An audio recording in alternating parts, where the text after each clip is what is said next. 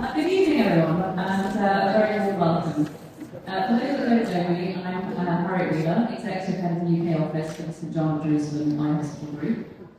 Tonight is a celebration focused on extraordinary people and partnerships and the life-changing work of our teams in the Holy Land, which they carry out often under very difficult circumstances. So in just a moment, we'll open the evening with a conversation between two exceptional people. We've got Dr Ahmad Ma'ali, our CEO, who's travelled from Jerusalem to be here tonight, and award-winning journalist Samira Ahmed.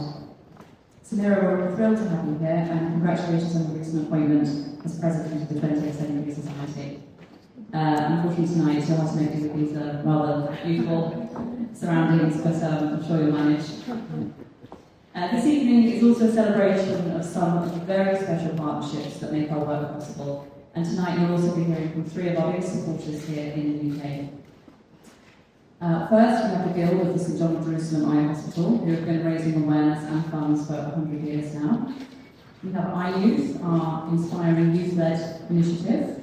And finally, our newest and fast becoming our biggest supporter, one of our biggest supporters here in the UK, the Guild of Young Freemen, who I'm delighted to say have turned out to be in force tonight. So each group will say a few words after the main event about their incredible work and everything they do in support of the hospital. There will also be an opportunity to ask questions of our speakers, and our trustee Paul Hackwood is going to be handling that part of the evening. You can submit your questions via the QR code on your printed programme. So if you have a question, you can scan the code. If technology is not your thing, just scribble it down on a bit of paper and hand it to my colleague Julia. And we'll take care of that. So we expect speeches in the Q&A to finish at about 7:35. We are running a little bit behind already. And we were meant to have a tour, but actually the tour of the hall, for those that are interested in that, is actually going to take place. So you'll be asked to stay seated at the end of the evening, and somebody will just come and sort of say a few words about the venue. Or if you're not interested in that, just feel free to go to the bar and have a drink at some cafe. So before we begin, I'd just like to say a big thank you to our host, Professor David Ross from the Society of Apothecaries, who's so generously hosting us tonight. Thanks also to all our speakers and our guests, especially those who have travelled to be with us tonight. And to you, finally, friends of the hospital, our colleagues, our supporters, whose enduring generosity and solidarity truly do sustain our mission. Tonight is about the many ways we can stand together in support of the hospital and the people of the Holy Land during what may be the most difficult period in its long history. So please enjoy yourself, do ask questions, and do come and find us and have a chat in the bar afterwards. Now, so formally welcome us to the hall and say a few words. I'm delighted to hand over to Professor David Ross, Dean of the Society of Apothecaries.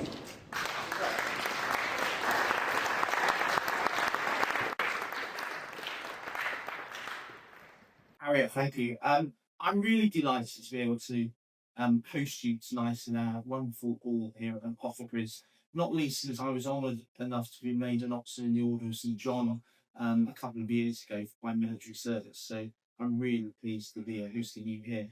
And as you'll see, I'm only going to speak for 2 to 3 minutes, but we have a real commonality between Apothecaries and St John and the hospital, and that will become clear in a second. But firstly, just a bit about the history of this wonderful society. We have our origins in the Grocers' Company, but in 1617, because of our uniqueness, we gained independence by becoming chartered as the Worshipful Society of Apothecaries. And in that... Sorry, could you not hear me? So just I'll rehearse that. So we had our origins in the Grocers' Company, and in 1617 became independent, becoming Worshipful Society of Apothecaries, and developed our evolving role in dispensing medicines. And gradually we took on that role of prescribing and becoming very much closer to modern general practitioners. And then what then followed was we became the oldest licensing body of doctors in the United Kingdom, which we continue to do until the mid-1980s. However, and we got this wonderful hall in 1632, and it survived a few things like Fast London and bombings and things.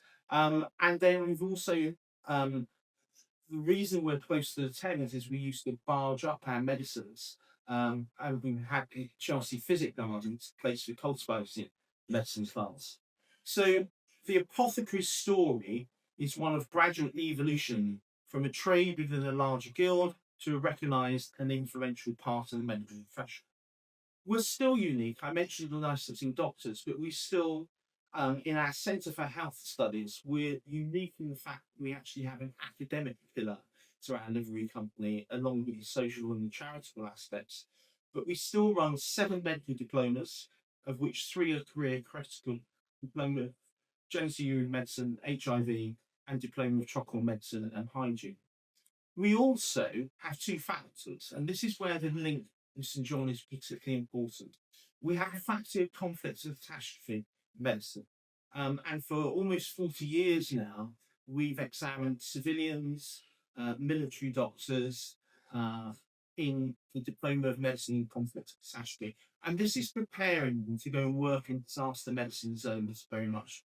And on the back of that, we're just about to run, again, very personal to me, because I trained at Barts Hospital around the corner. We're about to run a component of disaster medicine training for final year medical students, which of course is so important in terms of where we're going in the world at the moment, in terms of making sure that people are appropriately trained to actually deploy and work in disaster zones and conflict zones.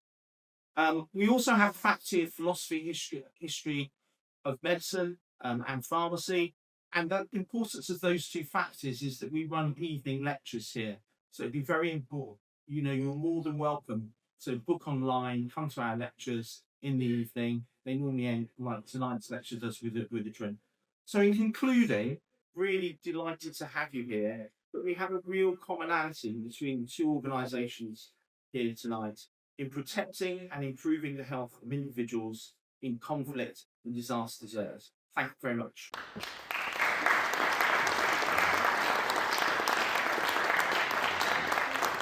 Okay. So first of all, it's a huge privilege to be talking to you and also to be getting an understanding of the amazing support that's offered by so many of you here for the St John of Jerusalem Eye Hospital. I wanted to start by asking you, Dr Ma'ali, about your own journey to the job you have now, because you trained here in London, didn't you? Tell us about your medical history before you came to be involved in the hospital. Thank you so much indeed. If I may please, it's an honor and privilege to meet you, and thank you so much indeed for finding the time in your very busy schedule to meet with us this evening and to have this talk.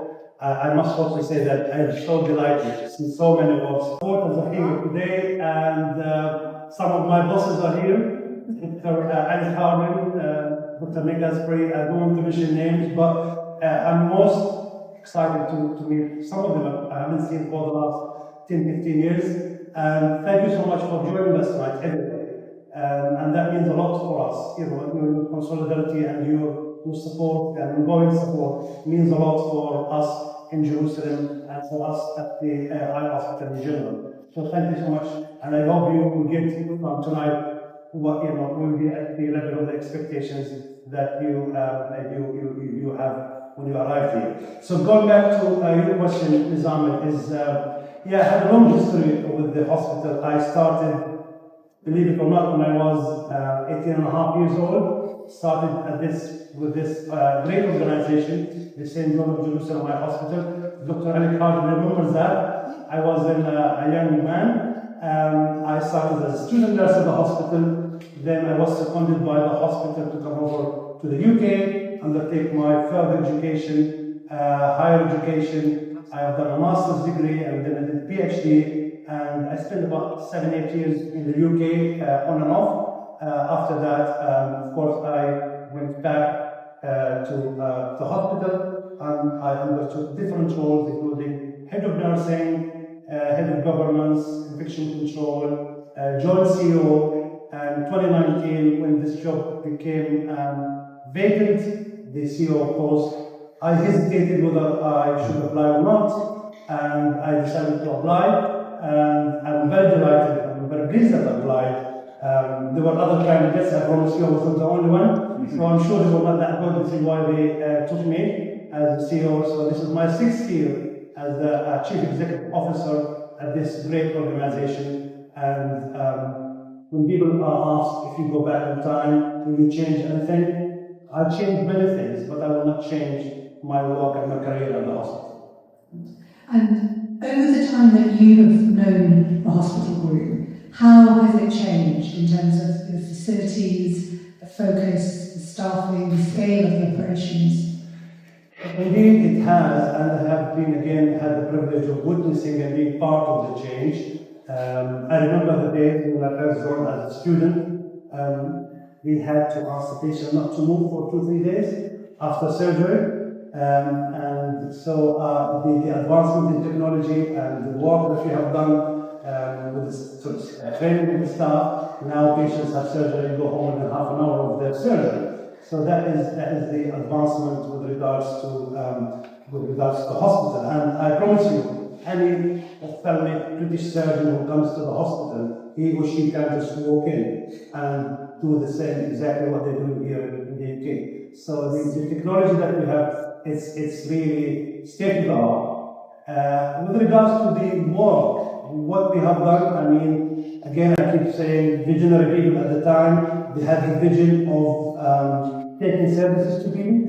Had we stayed in Jerusalem alone, we wouldn't have been able to do what we are doing now, because with the difficulties people are facing in reaching the hospital, we're treating 50,000 patients in Jerusalem, but we're treating 130,000 patients outside of Jerusalem. So having the group of hospitals is the right thing to do, because it's really about taking our service to those who need it, who need the services but they cannot reach us. So the hospital has expanded on that front, if you like. So we have the mothership in the hospital, which is the mothership with the Eye Hospital in Jerusalem, but we have now 4 hospitals. One in Nablus, one in Hebron, one in Gaza, and we have 2 centers as well. So for us, that was really the right decision to make. Yeah. I mean, practically everyone is thinking about what the status is of the operations, particularly in Gaza right now. What can you tell us?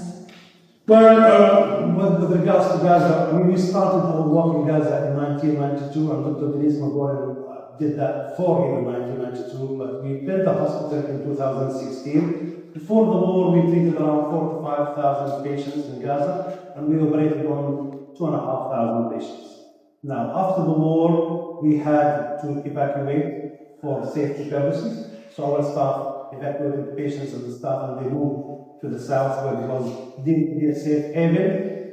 We had a period of interruption, unfortunately, but then after that, we had a strategy to start working in Gaza, and we established 5 stations in the north, middle, and the south of Gaza. And we started providing emergency, medical, ophthalmic services, and some public health interventions.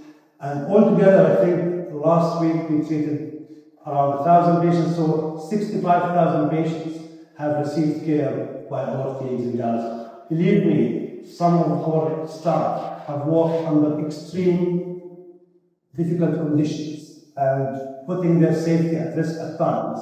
And sometimes we had to evacuate the hospital or the clinic they're working at. But in March we were able to go back and we renovated the ground floor of the hospital. I must say that the hospital remained standing. It was not directly hit. It did sustain some collateral damage, and we renovated the first floor of the hospital.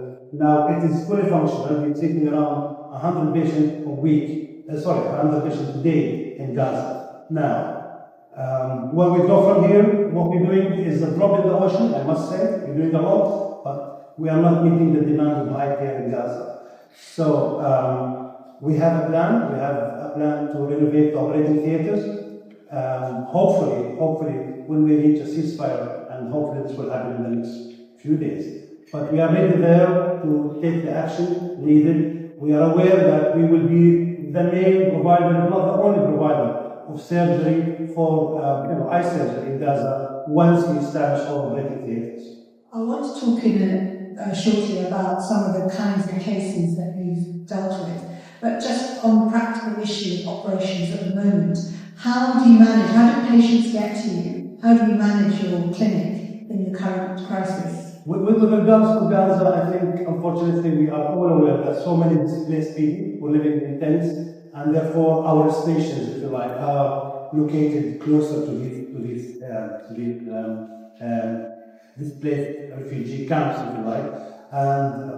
And one of the main issues we face in Gaza is really related to the security of the staff. I'll give you an example. Last Saturday, I got a phone call from our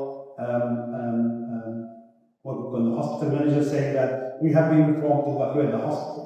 What should we do? But everybody surrounding us in a remote place, in a remote neighborhood, is not evacuating. I said, well, you have to evacuate. If you are told to evacuate, you have to evacuate, because safety of the staff is paramount. So we evacuated the hospital, and then 2 days later, which was on Monday, when I arrived here, he called me again and he said, it seems like this evacuation order has been cancelled. What shall we do? I said, you are the judge of the safety of the staff. If you think the staff is going to be safe, anyway, we ended up opening the hospital again. So these are some of the challenges we face. The other challenge in Gaza is to do with the medical supplies going into Gaza, and the borders have been closed since March, I think, and that is really one of the main challenges we face. I mean, we work with the WHO, who is able to transport some of our medical equipment into Gaza, our medical supplies. But that is not really a continuous, frequent delivery. That is one of the main issues we currently face. And there's an issue about patients getting to you because of the number of checkpoints that we might have to go through. Yes, absolutely. That is a West Bank problem. I'm sorry. No, I mean, I appreciate you. The West Bank, since the war, the West Bank has really been affected. I'm sure you hear about it in the news. There are 900 checkpoints at the moment in the West Bank, and they have to negotiate a number of checkpoints before they reach the Jerusalem hospital. Now, this is one we work with the Nablus hospital recently. So we have a Nablus hospital that helps us to look after almost 1.1 million people in the northern of the West Bank, or the north part of the West Bank. But we have to work as a charity. We have really to maintain good relationship with everybody. We work with the Israeli Civil Administration, we work with the Palestinian Authority, and we have good coordination with the Israeli authorities with regards to securing permits for our patients. Unfortunately, not all our patients are granted permits. Some of them are not. And believe it or not, sometimes companions are not granted permits. And the Israelis would like usually a female companion to come with patients rather than leaving them. So we do facilitate their arrival, but sometimes they don't arrive on time. And they arrive evening time. You have to put them up one night and break them the next day. So access to Jerusalem is a problem. I was looking at some of the case studies that you had through, and I wonder if you could talk a little bit about kinds of issues that come up, kinds of health issues. Yes, actually I'll talk about a recent case. I mean, it's very important to point out that we don't sit in the hospital wait for patients to come to us, but we conduct a number of what we call community-based initiatives. One of them is school screening. So we go out and we screen children with vision. And last week or the week before, actually, I visited one of the camps, Shafat camp, with one of the donors, and we come across a girl who was 3 years old, and she failed an eye test. In one eye at least. So when we referred her to the hospital, it turned out to be she's myopic and she just needed simple correction, simple glasses. Had we not discovered this case, this girl would have developed what we call lazy eyes, and then that would take, Dr. Howard and everybody else will know that after the age of 8 or 9, it would be almost impossible to correct this. She would always live with a lazy eye, which is an unseeing eye or a poor vision eye. So that simple eye test, what we did, really saved her sight. And this is one example I came across personally last week. I know that sometimes it's something which would be a simple thing to treat. There was an example of a little girl who had a blocked tear duct, and that just got progressively worse, and you were able to do simple surgery. How often are you encountering these kinds of issues, which in this country would be very simple? Yes, there are simple cases as well in Jerusalem, but the problem is really access to care. How is it access to care is to do with how they will reach the hospital, whether they will be given fellowship, whether they will be treated locally or not. And this is why it's very important for us to go out and screen these children and refer them into the hospital and facilitate their arrival. And the fact that we are now situated in the north, middle, and the south of the West Bank, that really has enhanced the number of patients and has made people's life easier to seek that care. Are there any particular conditions that you're noticing more of which are of concern? I think diabetes is becoming more aggressive, and basically, as we all know, diabetes does affect the back of the eye, and unfortunately, many patients reach us when they have started developing eye problems, and which means that they have been suffering from diabetes for the last 5-6 years, and they don't know this. So diabetes or diabetic retinopathy is, I think, it's the reason for the blindness now in that part of the world. How much of the challenge is the patients and their families' ability to manage the aftercare after, say, surgery? After surgery is not a problem because we come from a culture where everybody cares for everybody. It's really about them coming to the hospital or our centers and having the surgery. And I trust our nurses will teach them what to do after surgery. So family care is not an issue. It's really about education or educating the parents and the family about putting the drops and recognizing eye problems. So that is not really a major issue for us. It's really the access to eye care. Whether people will be able to afford eye care or not, that's another thing. Because everybody maybe knows now, even in the West Bank, unemployment is almost 55%. And people who are unemployed, they prioritize their sort of life spending on other things, on food on the table, and therefore eye care becomes beyond their reach, and therefore which puts our pressure on our resources as well. We treated 80,000 patients 10 years ago. Now we're treating almost 180,000 patients. And we have plans in the next 2 years to reach 250,000 patient visits. How will you do that? Yes, how we do this, basically we do much more of what we're doing now, but we are establishing a third outreach service in Hebron. An outreach service means that a team of doctors and nurses will travel every day and go to remote areas and screen patients and refer them to the hospital or to one of our satellite clinics. We are strengthening that. We are strengthening also school screening programs. So last year we screened almost 50,000 children. This year we are aiming to screen 60,000 children. All of this is critical because it's about identifying these issues or these problems early and dealing with them by simple eye tests or simple corrective glasses or simple surgery. Most of the time, we just need to patch the good eye, so the lazy eye or the bad eye becomes stronger, if you like, or develops its visual acuity. So sometimes it's a simple test or simple measure that you take that means that the child will have good vision for the rest of his life. You mentioned earlier that there's a lot of stresses for staff at the moment, particularly those working in Gaza. Can you tell me a little about how you support and manage the well-being of staff? For Gaza, I don't think whatever we are doing is not enough. Because what our staff are going through is different. I cannot imagine how they manage to go to work every day. I know for a fact, almost everybody from our staff in Hebron and Gaza has lost a family member. It doesn't have to be a close family member, but somebody they know from the family, extended family. But these people are so determined to do more and to look after their people. So during the interruptions, we continue to be at their staff. whether they're sitting at home, whether they're walking, whether they are not working. So the hospital made a decision to continue pay the staff. And I think we need to look after them, their mental health more. Unfortunately, we cannot do a lot more now. We do a lot of counseling, but once this war is over, and we hope it's going to be over soon, so we need to really pay attention to the mental health of the people in Gaza.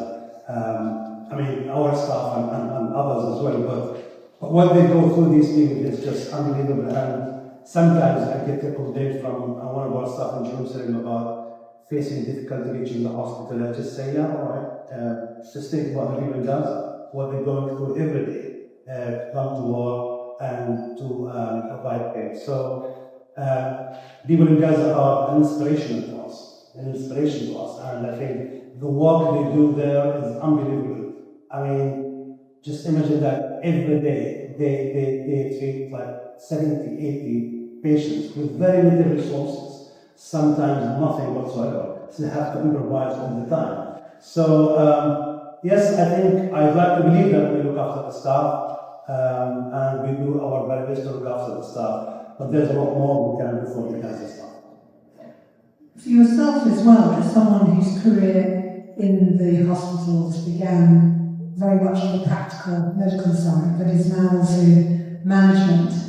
How is it? Do you sometimes have to set the doctor side of you, the nursing side of you to one side?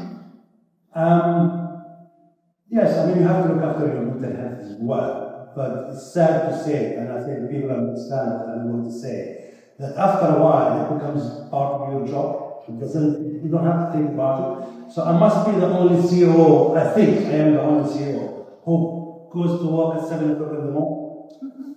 I mean, I know it's really hard to do that, but because I have to be there, because this is the time where the problems start. This one is cannot come to work, this one is on the checkpoint, and we have a security issue in this village, can the outreach visit or not visit? And people can make decisions, but sometimes they would like a senior person to make that decision for them. So yes, it is very difficult, it is very challenging, but believe me, it's sad to say that we got used to it. And at times, without problems, you feel something is missing. Why? Why is it so quiet? Nothing is happening. And I mean, we had this young lady, Maria, giving us some instructions about the fire during this, when we arrived, rightly so. What we do with our patients, what we did with our patients is, what will they do if there's a siren, a rocket siren? How they go to the shelter, how they, we teach our staff how to evacuate patients into the shelter. But I must admit, most Palestinians refuse to go to the shelter out of their choice. But the instruction is really for people to go and into the shelter. So it's. I mean, you walk in the corridor and you see what we do in case of a rocket attack. It's a poster on the wall. People just say, "What's this?" Say, yeah, sometimes they rocket attacks. So you forget that you have got something odd in a hospital, on the hospital wall, because it has become part of your life, and it has become a normal practice that you need to tell people what to do if there's a rocket attack, or if there's a siren, or an emergency situation. So it's very interesting, it's very challenging, keeps you on your toes, keeps your adrenaline going. But I cannot imagine sitting at Morpheus High Hospital, just signing pieces of paper. I can't. I mean, it's just, it doesn't interest me to just approve budget and do that. I think it's about not the action, but it's about the impact of what we do. Because if we don't give that care to the people, nobody else will do it, and therefore the satisfaction you get out of this, I think it balances out the stress and the patients. I mean, if you come to my office, I hope you will always come to my office. You give me and come to my office. You will see all these sort of letters of thank you. I mean, not for me, but for the hospital. Grateful patients for the care we have given them, plaques on the walls. So that satisfaction, and you see it in the patient's eyes as well. That really balances it out. and I cannot change my job now, and I won't change it for a more relaxed, administrative, signing paper kind of job. I won't. Yeah. Well, glad to hear that. Is there practically though a sort of a feeling of, I don't know how to describe it, but when you do come out, so say like coming to London on this trip, and when you travel, is it strange being outside? And when you go back, is there an adjustment to be made? Actually, you are reminded when you cross the bridge that you are a Palestinian. So yes, when you fly over to London, and I have lived in London for a while, for a number of years. Yeah, I mean, I feel yeah, okay, that's a place I was here before. But once you start going back, you will be reminded of the reality once you reach what we call the bridge, the borders between Jordan and Israel. So you'll be reminded, oh yeah, we will go back, what is your this, what is your that, what's happening here, why are you traveling, questions and all that. So reality hits you back. But you try and relax once you leave the country. But it's not always been that bad, I must say. I mean, life was slightly better before the war. And the relationship between us, and I must say that we enjoy an excellent relationship with the Israeli Minister of Health, because we are licensed by them.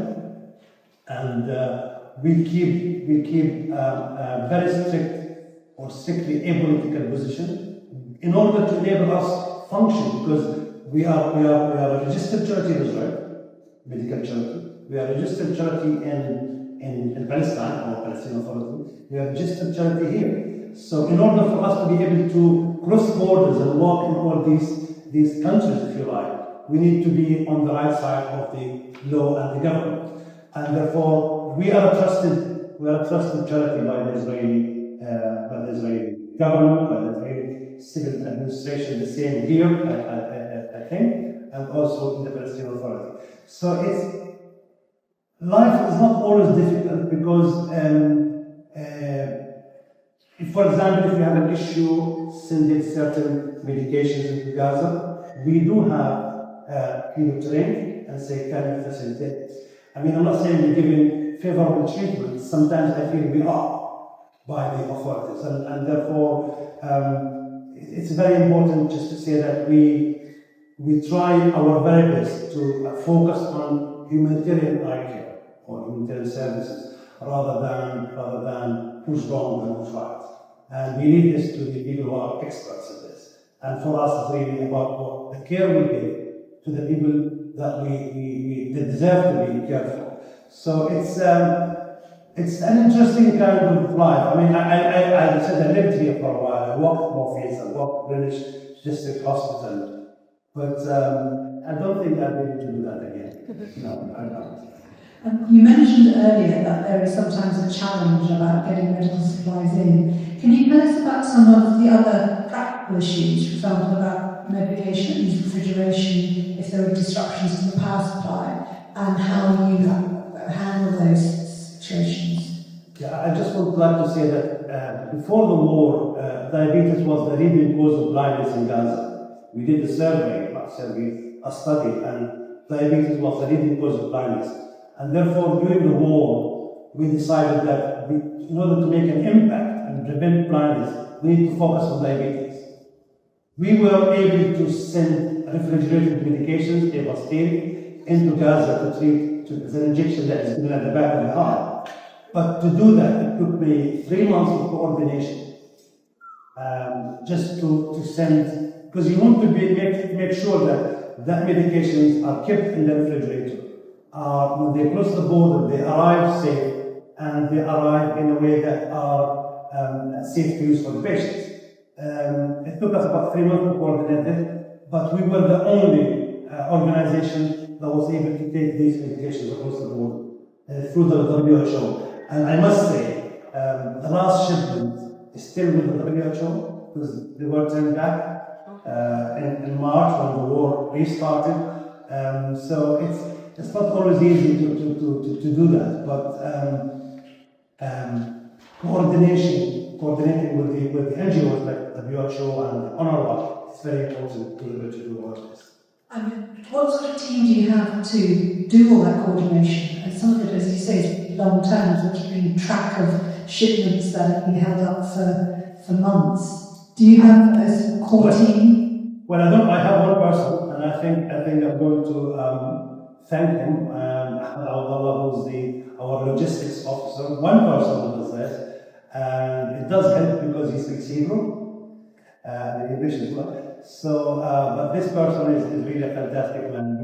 He comes to me for advice every now and then, but he does all of the logistics, and he actually frequently visits the airlift checkpoint, which I won't really think about doing. It's not very safe, but he goes and meets with the Israeli border control authorities, and he's an excellent man. So yes, I have one person who does it, and he does it really well. And in the West Bank, it's not an issue. The supply chain is intact. We're able to send medications, and we are able to acquire and procure and purchase medications and medical disposal from within the West Bank. I think the main challenge is in Gaza for us as well. And if there is, usually when there is a ceasefire, believe me, trucks will be going in, hundreds of trucks will be going in, and this will be the time, because last week we were talking about ceasefire, and I said to Ahmed Abdullah, our logistics officer, I said, get things ready, because we will ship them next week. And we got things ready, believe me, all stacked up to be shipped into Gaza. You know, we were hoping for a ceasefire, but let's hope this will happen next week. So interesting insight into how you are constantly reacting to what might happen, but then sometimes have to wait for the actual thing to take place. Can I ask a little about international staff? How far do you have people coming, whether for short terms or longer terms, to work in hospitals? Yes, I think we rely heavily on international staff. Some of them are here. Doctors and nurses and orthoptists, of course. But when things go bad, and unfortunately in the Holy Land these things happen every other day, many of our international staff were ordered to evacuate.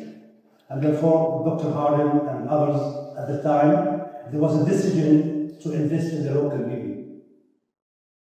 And we have trained our doctors, our nurses, our administrators to run the hospital. Now, at the moment, we have no expatriate staff working in the hospital. Having said that, we would definitely appreciate support from world experts in surgery, orthoptics, and other subspecialties, especially in the West Bank and Gaza.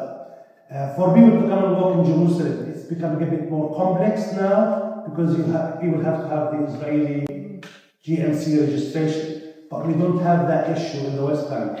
I suspect when the war is over, and let's all pray and hope the war will be over, I'll be calling on everybody's efforts and everybody's help to come and help us in Gaza, because the backlog of eye care that has not been carried out, surgery and examination, is going to take us years to clear, I promise you. I mean, if you think about it, over the last 3 years, people have been treated for injuries.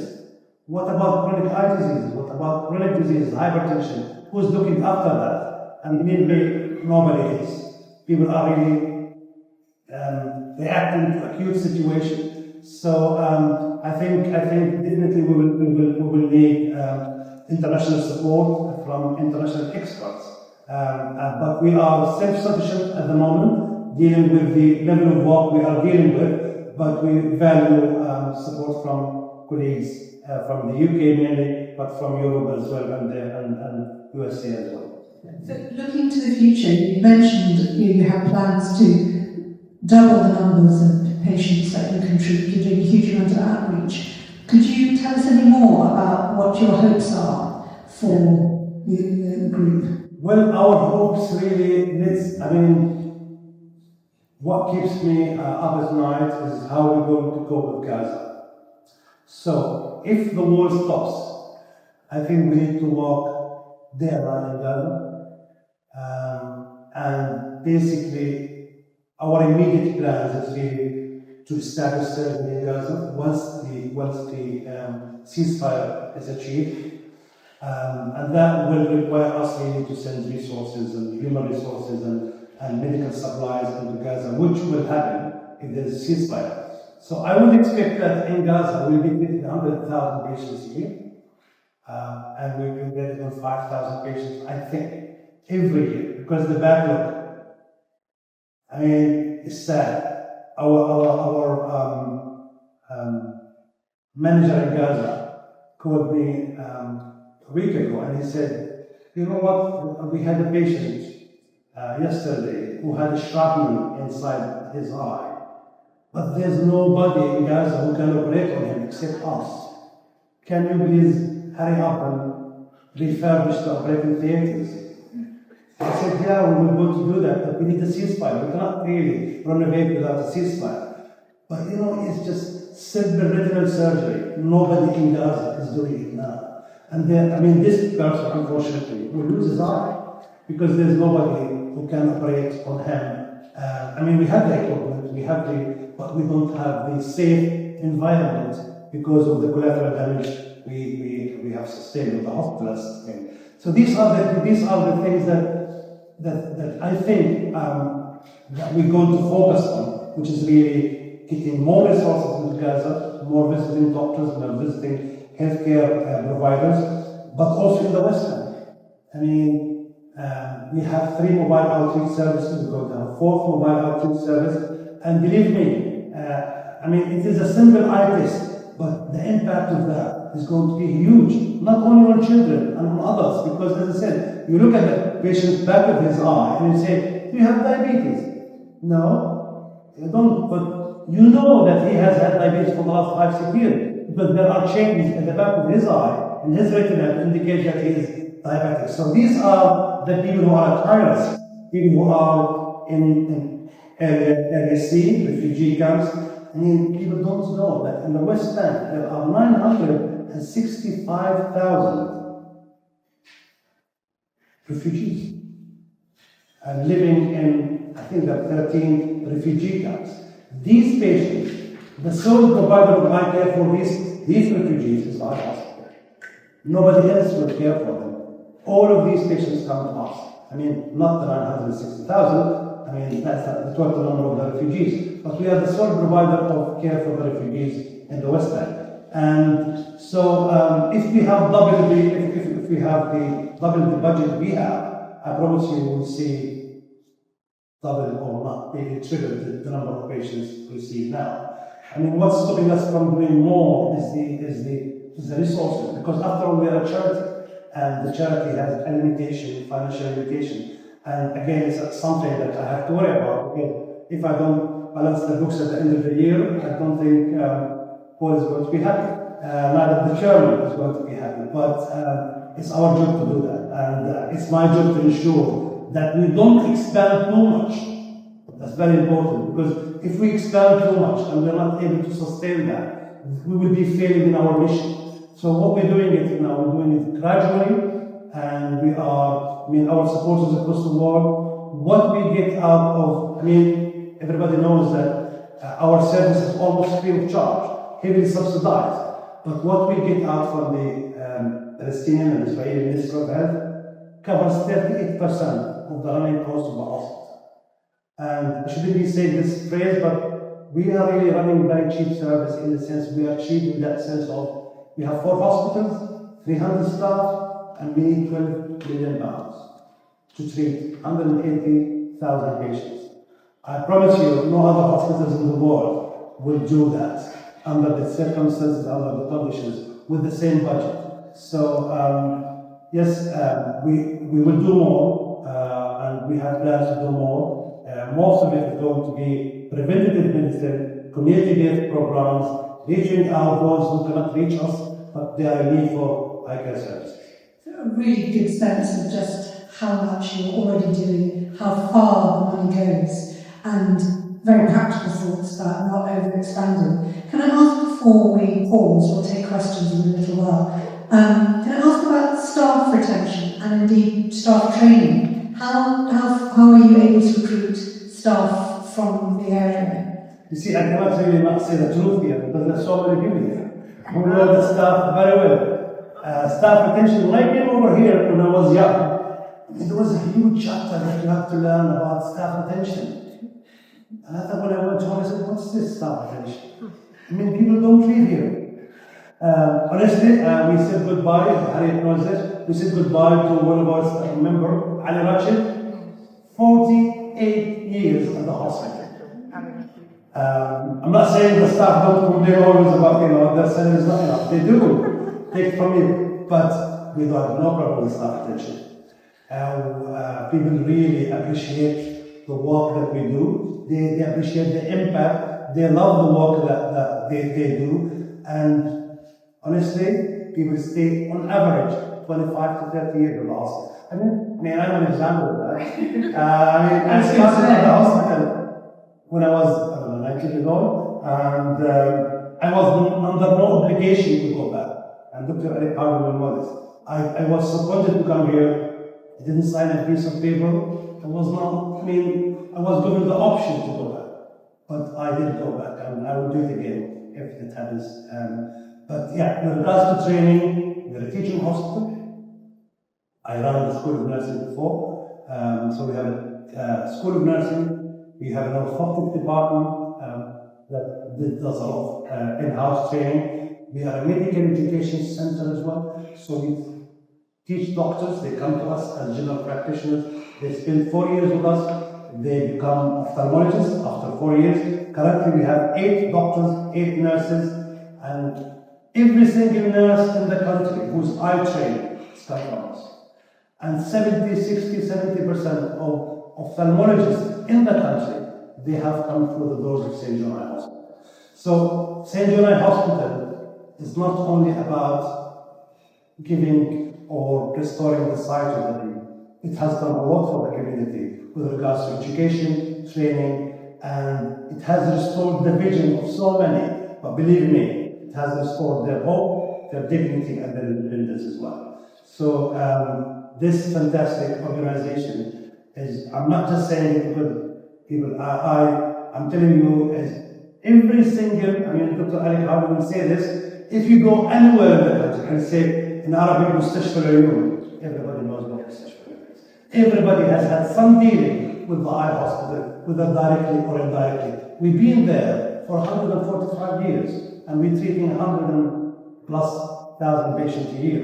So we're a small country, a small geography, it's complex, but it's a small country, and we are about only 5 million people. So every single household, Palestinian household, has come across the eye hospital, and we have some Palestinian doctors here who told me you've been to my hospital, or my father did surgery in my hospital. What a small world. Yeah, what an amazing living legacy.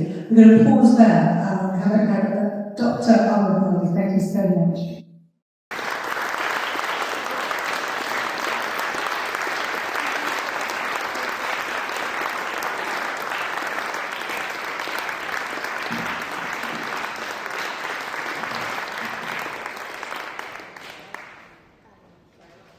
Thank you very much.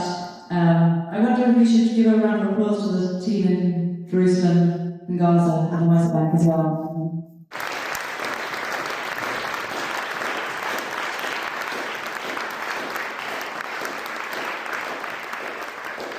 I'm now going to hand over to Sarah J. Holden, who's the chair of the Guild of St. John Jerusalem iYouth Group. Thank you, Harriet. If anybody, a lot of you know the Guild. The Guild is a London fundraising group, and we were formed in 1926, so next year we celebrate our centenary. We are today raising money for Gaza nurses, for the equipment for the hospital, and it varies year by year. But its origins was to raise money for a new hospital to be built outside the city walls for eye care. So today, that hospital is a very smart hotel, and of course there is the next hospital, which is a big hospital that was built in the 50s, that is in Sharad, I think, and it is the heart of the iYouth hospital care. With our future, 100 years and things change in fundraising. So we are establishing, with the help of Harriet and the administration, this fledgling organisation, are Friends of the Eye Hospital, and we hope that with modern technology, which is the way it is, no longer we post letters, we no longer write, we need to communicate with people online, etc. And so the Friends is a format which everybody knows about, and that we will build on this fledgling organisation for the Eye Hospital and bring it forward so that it becomes the basis of the Guild's work for the next 100 years, we hope. So, not that we've been sitting around doing nothing, but I would like to acknowledge Ahram, who last month we held a dinner, which is what we do. We had dinner, talks, events, bridge, the usual ladies who lunch, fundraising exercises to obviously fundraise, but also those events. And last month we had a fantastic dinner in Kensington and raised money specifically for the new hospital in Nablus that was opened, 2 months ago? Yes, 2.5 months ago. So on that basis, we would like to, Ahlam, please stand up. I would like to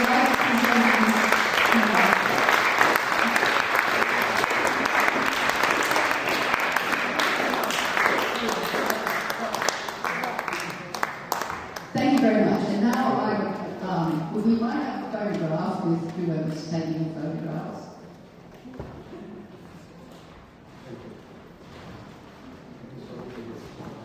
Well done. Now I'd like to introduce Guy, who is from iYouth, which is the professional end of this business.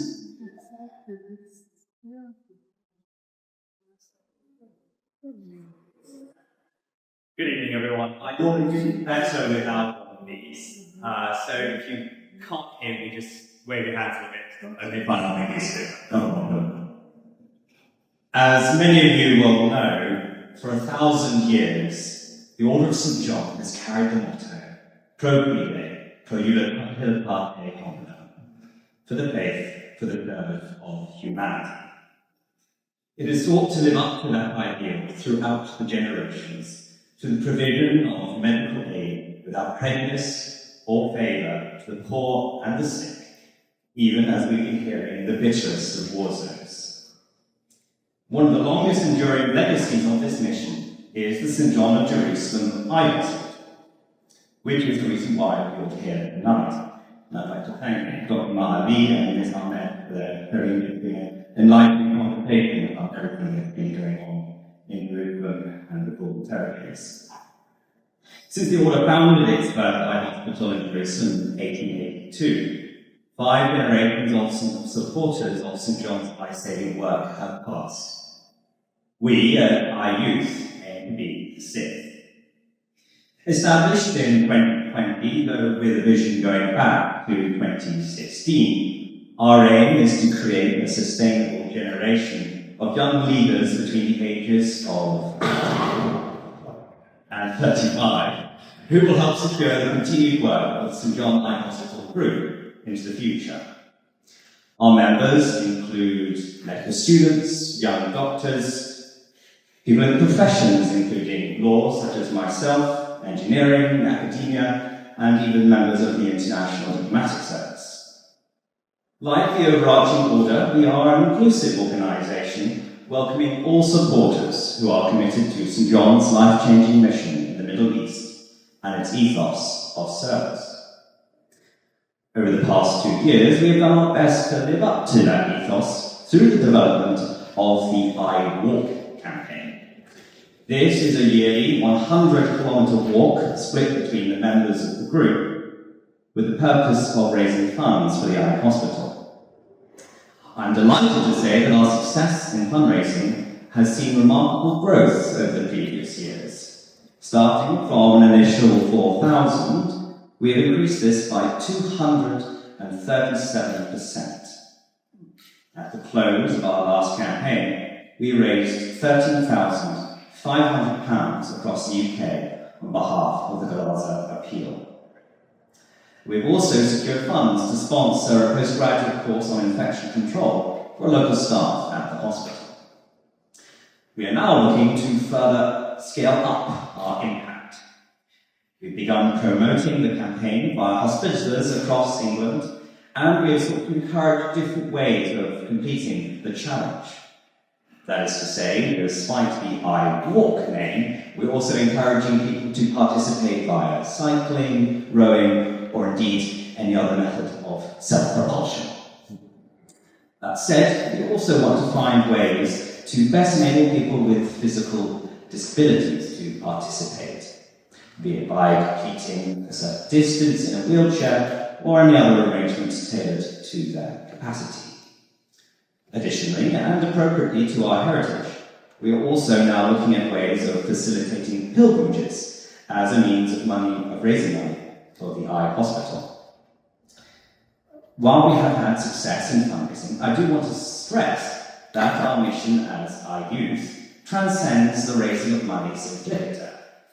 To return to the theme with which I began, we wish to plant the seeds of St. John's success into the future. We believe we will achieve this by growing a community of future leaders who will be in a position to take on the heritage of the generations who have come before us.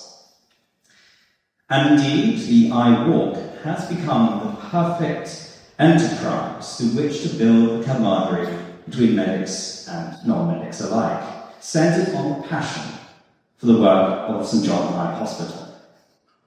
Through our efforts and our development as a group, our hope is to carry on St. John's millennium of service into the future, combining youthful energy with a deep respect for tradition, innovation with proven mission, and local action with international impact.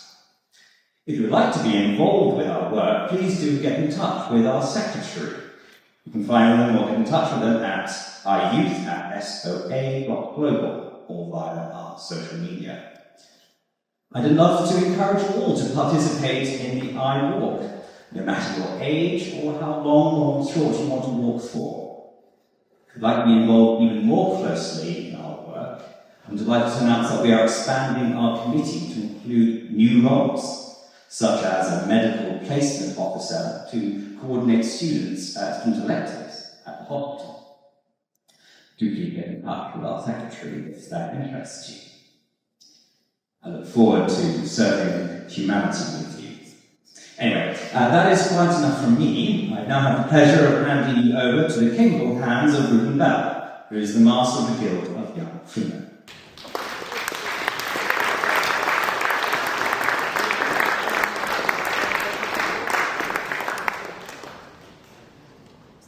Right, good evening everyone, how are we doing? Wonderful to hear your first-hand perspective, Dr Ahmad and Samira, likewise your questioning. It's great to hear this first-hand piece of information. As an intelligence professional myself, it's always interesting to hear that. So thank you so much. And Harris, likewise, thank you for the opportunity to be able to speak here with all of you this evening. I also want to project a sincere thanks to the Society of Apothecaries. It's wonderful to come back to what has become a bit of a home for the Guild of Young Freemen over the years, and in particular a thanks to Julia and Nick for also kindly allowing us to use the building not just for this but more generally over the years. Tonight I'm very happy to introduce, as Guy mentioned, the Guild of Young Freemen, and I am biased, of course, but it's a wonderful institution that I have been a part of for some 6 years now. The Guild, founded back in 1976, exists to welcome young professionals into the life and the traditions of the City of London, both from the perspective of being a gateway and likewise a guide to all of these unique and often at times bizarre traditions, offering them a platform to engage in this interlivery, friendship, education, and indeed heritage that makes up all these traditions, and access to this great city within the Square Mile. The Guild celebrates the best values of service, of integrity, continuity, and most of all that continuity across generations, a tenet which I know is enshrined not least by the hospital, but by the Order of St. John more broadly. Here at the Guild, we participate in a number of different events in supporting charity and philanthropy across the city, across the year, whether or not this be engaging in its unique opportunities of dinners and banquets, the Lord Mayor's Show, the Sheep Drive, also the numbers of engaging in these historic institutions. Alongside these, the Guild offers this opportunity to network with these enormous number of different livery companies that we find ourselves amongst, but also to fundraise and better educate themselves with other like-minded young professionals and really enshrining that talent. The point of this is to celebrate the growing role and emerging talents that we see within that very Guild, within the City of London, and to promote this excellence. Many of our members go on to join a number of these livery companies. We have a number which have become, in the last year, common councils and playing a real role in that life of the city, taking real leadership positions. It is also ensuring that they are being able to engage in charities like the hospital here tonight. And we're very much looking to play a more involved role with the hospital at this time. I think I'm now going to hand back over to Samira. Thank you so much.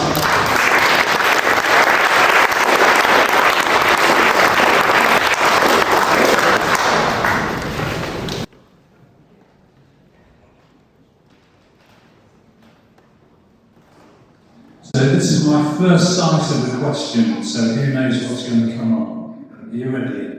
Well, Good. So the first question, why do you only focus on eye care, and do you have any plans to provide general medicine, particularly in Gaza? I think the reason why this hospital, the modern hospital of the hospital, was established in 1882 by a royal charter from Queen Victoria to eliminate a nasty disease called trachoma. And that was the reason why it's only an eye hospital. And I am a great believer in do what you are good at, which is really eye care. We have been doing this for 145 years. There's a huge demand for it. And I think I'm not a decision maker, but if it was up to me, I think we'll continue to provide eye care because of the impact this service has on the people and the demand for the service. And not to forget that, maybe I didn't say this, but we are considered a leader in the field of ophthalmology in the country. And therefore everybody looks up at us really for more services, for training, etc. So if it was up to me, I will stick to what I will do best, which is eye care. Okay. How can the UK support organisations such as yours and other hospitals? In particular, is there anything we can do to pressure governments for a ceasefire? Well, I'd love to have a ceasefire. I'm not really an expert on politics. I believe I'm an expert in survival of healthcare organizations in a war zone. But yeah, we all need a ceasefire, and I hope the governments and the public and everybody puts pressure on whoever it is to have a ceasefire. Yes, we pray for a ceasefire.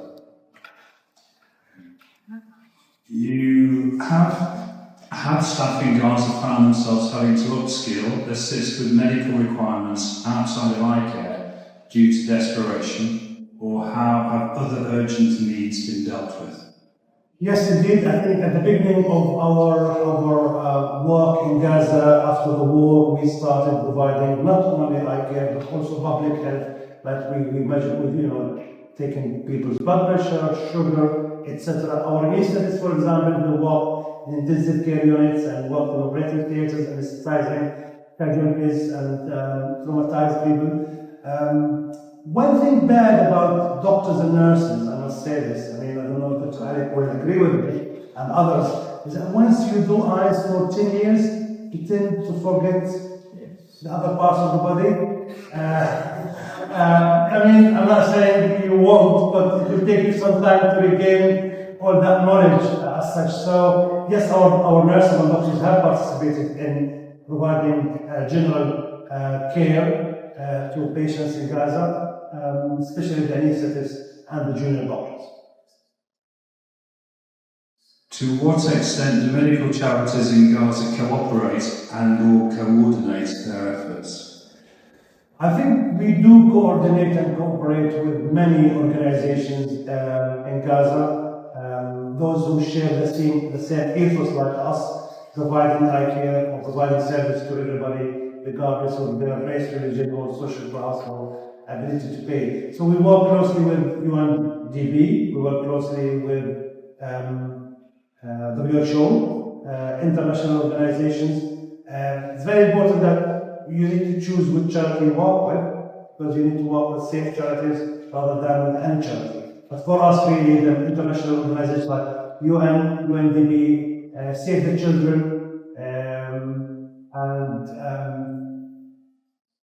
mainly WHO are our partners in this field. We work with the local Palestinian PRCS, which is the Palestinian Red Crescent Society. We work with them as well. Yes, there is a lot of coordination, but if you don't have the resources, there's not a lot to coordinate for really. Okay, and here's a tricky question, which I'm going to slightly rephrase. How do you justify taking a apolitical line in the face of the complexity of the war situation in Gaza? Well, I represent a great organization called St. John of Jerusalem Hospital Group that belongs to the Order of St. John, and our head of the Order of St. John is His Majesty the King, and therefore our stand on this is we do what we are best at doing, which is providing humanitarian eye care or humanitarian care for the most vulnerable people. And that is what we do, that's what we're good at. We are Palestinian, that doesn't make me less Palestinian than any Palestinian. We sympathize, but we walk as well. So I think, as I say, what we do does provide us a leeway to say that, okay, we are not taking sides, we are not, but we are providing, making changes on the ground. Because I can shout about what's happening in Gaza and do nothing about it. We are doing something about it. We are changing the lives of the people. There are people who shout, the people who take sides, but for us, it's about really what we do and the impact of what we do rather than what we say. Yeah, I'm very happy to answer that question privately afterwards if the person wants to come up to me.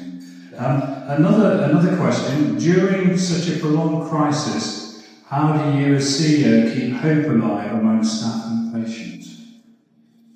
That's a very good question, I must say. People in Gaza, some people are here from Gaza. One thing they have that many people want, they're very resilient people, believe me. And as I said, they are self-motivated, they're all professionals. I'm sure they have gone through a lot of agony, but they, as we say, they shook off the dust and decided to do something about it. Yes, speaking to the people, supporting them, not when, but all the time, especially the people in Gaza, it has been one of the major roles I have played in the last 18 months. I mean, if you ask me who did I speak to since I traveled to the UK, I spoke only to the people in Gaza, because I really wanted to find out what's happening, what's the situation on the ground. So, you know, speaking to the people, assuring them, giving them hope, I shouldn't say this, but I will say it. They say to me, when you speak to us, we feel the war is over tomorrow. I don't lie to them, but I give them hope and say things will be different, this cannot last forever. It's very important also to look after the people in the West Bank, people in Jerusalem, visiting them frequently. I mean, recently, or I think you know this, but one thing I failed to mention that we are not only about providing service, we are providing quality service. Recently, we were the first hospital in East Jerusalem to receive the Joint Commission International Accreditation for Quality in 2013. Last week, the week before, we were inspected again. And believe me, it's a very, very stringent kind of inspection. It lasts 5 days. And we scored 97.8% for quality and patient safety.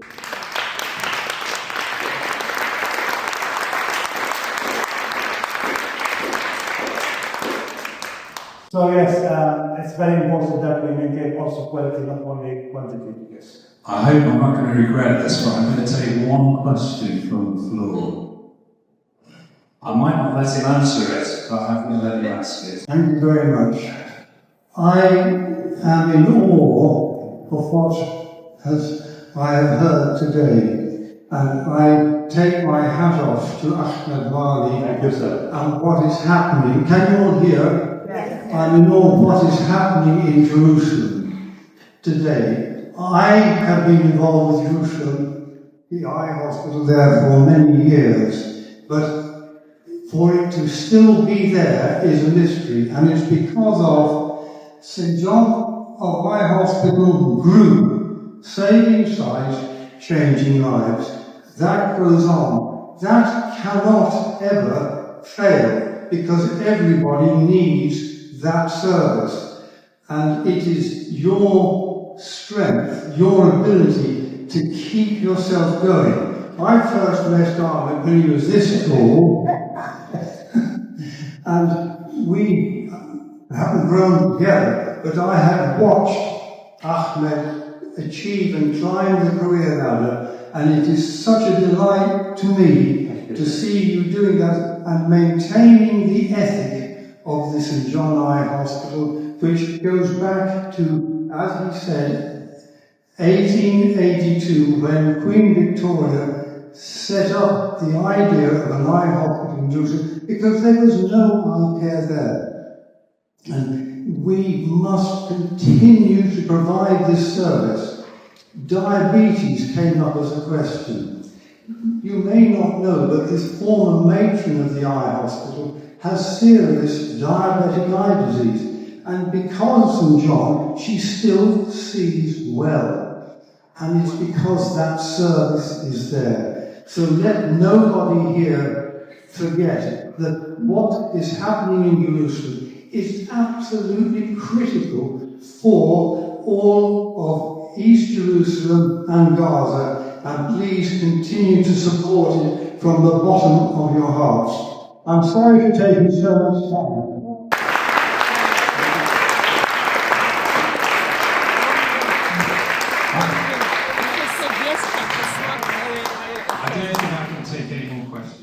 It's not a question, it's a suggestion. Because I look at the hospital as the symbol of the humanity of British people, contradicting the government situation at this moment. And I think it's about time, because there is a change in public opinion. It's about time to create an advert for people to donate as whatever they can. And I'm sure if you put it connected to projects such as mobile clinic in Gaza, another area, few of this, honestly, it will go. It will bring a lot of money, and it will support. It will be the symbol of the public, the people who I lived with and I respect and I love. And at least it will change the look at the government position, and it will be a solidarity for the Palestinians. Thank you. Thank you.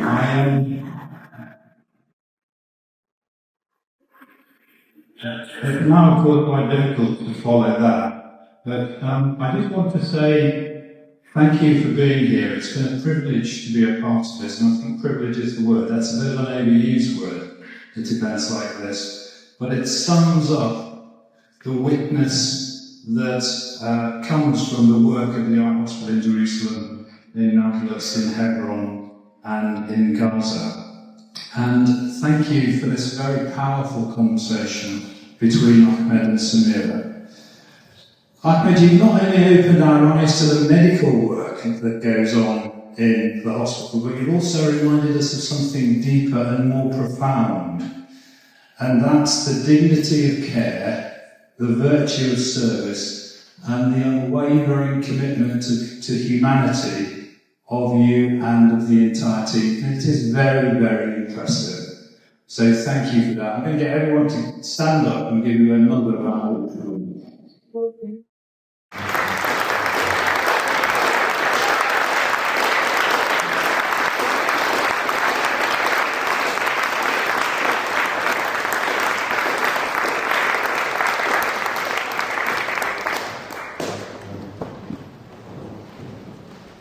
Samira, thank you for guiding us through this conversation with a warm empathy and a clarity and an insight.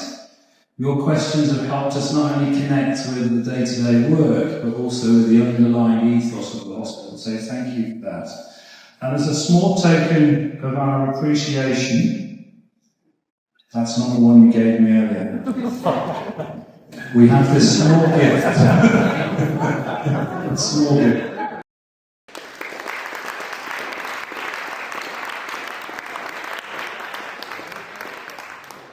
So thank you to Apothecaries Hall for having us here. Thank you to our own staff. Thank you to John and Keith, who were on the gate when we came in. And thank you all for being here. And I just want to end with this, because let tonight's conversation remain with us, not just as information, but also as inspiration. Because let's remember that even in the most challenging of circumstances, the act of healing done with integrity remains a really powerful counter to anything that works away at undermining human dignity. And that's what happens with this hospital. It stands for truth, and it stands for humanity, and it stands for dignity in the face of incredible complexity. How you manage to run a hospital in the middle of a war zone and do it with such charity and warmth amazes me. So thank you all for being here with us this evening.